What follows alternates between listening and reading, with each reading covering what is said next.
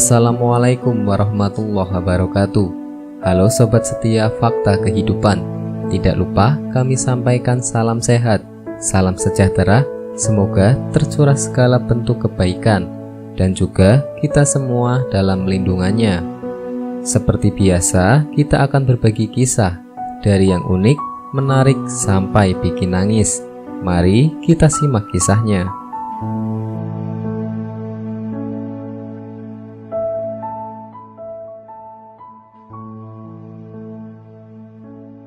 Pelaku pesugihan Gunung Kawi nikah dengan demi cantik. Begini kehidupannya sekarang, mengenaskan. Seorang pria mengaku bernama Lekjan nekat dengan segala resikonya mengambil pesugihan di Gunung Kawi, Jawa Timur. Lekjan mengambil pesugihan karena banyak hutang yang harus dibayar dan ingin membuat keluarganya hidup makmur serta layak. Dilansir desjakbar.com dari kanal YouTube Pemburu Mitos yang berjudul Lekjan, Pelaku Pesugihan Gunung Kawi yang diunggah 29 Agustus 2020. Lekjan menceritakan pengalamannya saat melakoni ritual di Gunung Kawi tersebut. "Iya mas, saya pelaku pesugihan Gunung Kawi," kata Lekjan mengawali kisah pengalamannya saat mengambil pesugihan di Gunung Kawi. Lekjan menuturkan, ia nekat mengambil pesugihan karena terlilit hutang bank dengan rumah menjadi jaminannya. Ia juga mengaku tidak punya pekerjaan tetap. Walaupun ada penghasilan, hanya cukup untuk makan sehari-hari saja. "Saya tidak mampu untuk membayar hutang di bank dan hutang lain. Kemudian saya putuskan untuk mengambil pesugihan di Gunung Kawi," ungkap Lekjan. Saat memutuskan untuk mengambil pesugihan di Gunung Kawi, Lekjan mengatakan keluarganya tidak tahu. Ia pamit untuk mencari pekerjaan keluar kota agar bisa membayar hutang dan menembus sertifikat rumah di bank. Mengambil pesugihan di Gunung Kawi, ungkap Lekjan, tidak gampang. Ada resiko yang harus diambil, yakni masalah tumbal. Tumbalnya bebas, bisa dari anggota keluarga, misalnya istri, anak, atau diri sendiri. Tapi alangkah baiknya si pengambil pesugihan sendiri yang menjadi tumbalnya. "Saya pribadi, ya saya sendiri yang menjadi tumbal dari pesugihan Gunung Kawi ini," ujar Lekjan. Menurut Lekjan, ada persyaratan mutlak yang harus dilakoni oleh setiap orang yang sudah berbulat hati akan mengambil pesugihan di Gunung Kawi. "Saya awalnya dibantu juru kunci Gunung Kawi. Kemudian saya suruh mandi. Lalu saya sumpah untuk tidak mundur dalam pengambilan pesugihan yang akan saya lakoni," kata Lekjan. Selesai menjalani ritual awal, Lekjan mengaku dibawa ke satu tempat di tengah Gunung Kawi. Oleh juru kunci, Lekjan diharuskan bersemedi di tempat tersebut selama 9 hari 9 malam. Juru kunci berpesan, jika nanti tepat di malam Jumat Wage didatangi oleh sosok makhluk, jangan sampai takut. Begitu pula jika ada gangguan jenis jin atau makhluk halus lainnya, jangan sampai mundur.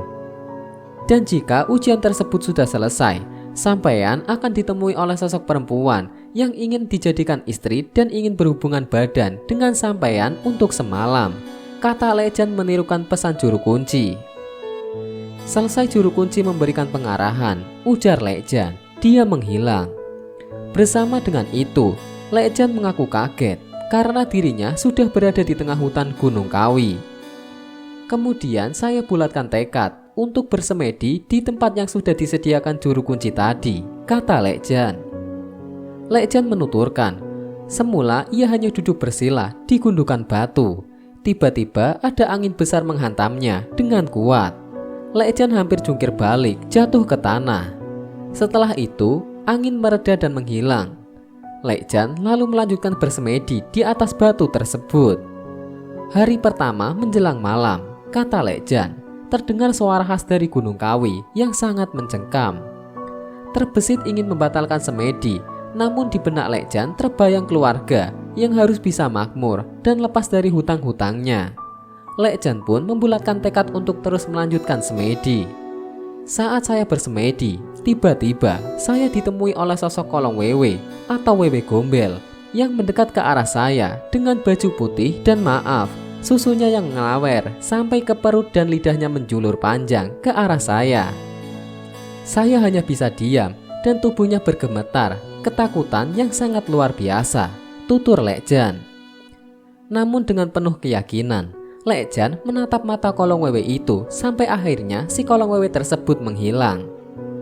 Lepas dari itu, datang lagi sosok penampakan anak kecil yang bermain-main di sampingnya sambil terus menggoda dan mengejek Lek Jan. Hari dan malam pertama pun bisa saya lewati. Kemudian hari keduanya ujian berbeda lagi. Ada sosok binatang buas yang menerkam saya dari depan, yaitu sosok macan loreng yang sangat besar kemudian menghilang. Lalu ada lagi sosok lutung yang hitam pekat menghampiri saya yang mendekap saya dengan kuat, setelah itu menghilang, tutur Lek Jan. Di malam ketiga, ujar Lek Jan, ada penampakan yang kata orang awam disebut weden usus atau kuyang. Kuyang itu berbau sangat anyir, seperti darah menyengat ke hidung. Sampai-sampai Lek Jan ingin memuntahkan apa yang ada di dalam perutnya. Di tengah sengatan bau anyir itu, Lek Jan mengaku tiba-tiba ia ingat bahwa jika membuka mulut lebar-lebar akan mengarahkan tepat ke arah muka kuyang tersebut, dia akan menghilang. Dan benar saja, kuyang pun segera menghilang entah kemana. Selesai godaan kuyang, Lek Jan melihat pocong yang berupaya menggoda agar semedinya gagal. Pocong itu meludahi wajah Lek Jan yang terasa sangat panas. Kemudian saya hiraukan saja dengan menahan wajah saya yang seperti dibakar oleh ludah pocong tersebut, kata Lek Jan. Menikah dengan wanita cantik Bunda Ratu. Ujian demi ujian dengan segala tantangan telah dijalani. Tiba di hari terakhir, Lek Jan mengaku ditemui oleh sosok wanita cantik berpakaian layaknya ratu kerajaan. Bajunya serba kuning, berhiaskan emas di tangan dan mahkotanya. Perempuan itu lalu mendekat dan tersenyum kepada Lek Jan yang langsung lemas dan keringat bercucuran tanpa henti. Dia berkata, "Mas datang ke sini sama siapa dan mempunyai keinginan apa?" Lek Jan lalu menjawab, kedatangannya bertujuan untuk mengambil pesugihan. Si perempuan cantik bermahkota emas itu kemudian bertanya lagi, "Mas sudah tahu siapa saya?" Lek Jan menjawab tidak tahu. Sambil tersenyum, si perempuan itu menjelaskan dengan tutur bahasa yang lembut, "Saya pemilik pesugihan yang Mas ingin ambil, dan saya ini yang akan menjadi istri Mas." Saya sangat kaget mendengar penjelasan perempuan itu, dan saya hanya bisa diam terpaku oleh kecantikan seorang wanita yang menyerupai ratu dari kayangan. Setelah itu saya diajak ke kerajaannya.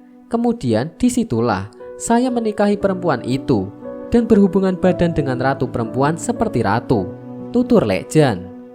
Setelah semua prosesi dilaksanakan, Lek Jan mengatakan dirinya lalu diantar pulang oleh perempuan yang dinikahinya tersebut hingga sampai di teras rumahnya.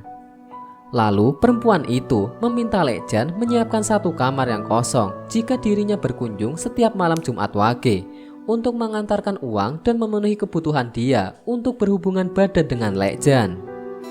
Saya menyiapkan satu kamar tempat penyimpanan barang bekas yang sudah tidak terpakai.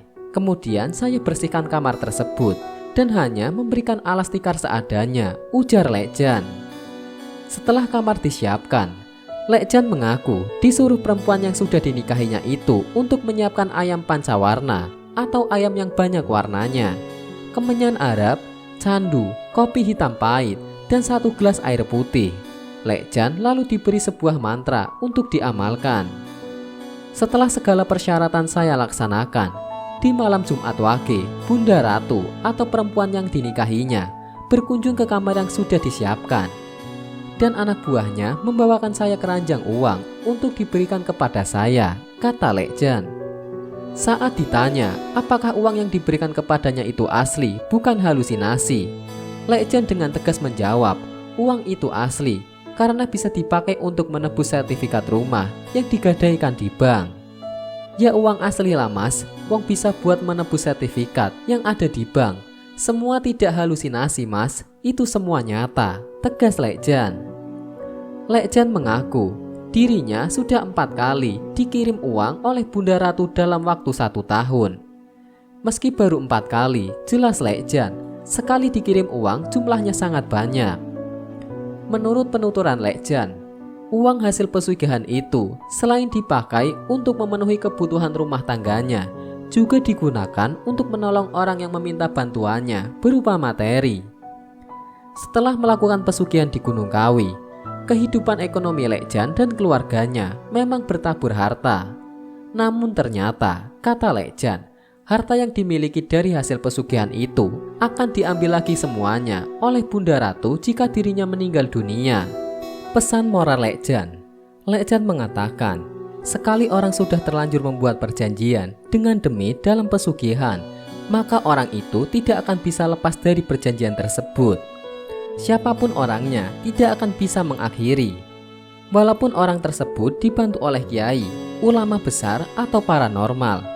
Saya berani yakin dan saya dipastikan bahwa siapa yang mengambil pesugihan dan di dalam perjanjian pesugihan itu sudah ditulis nama dari orang pengambil pesugihan tersebut, maka tidak bakal bisa disudahi.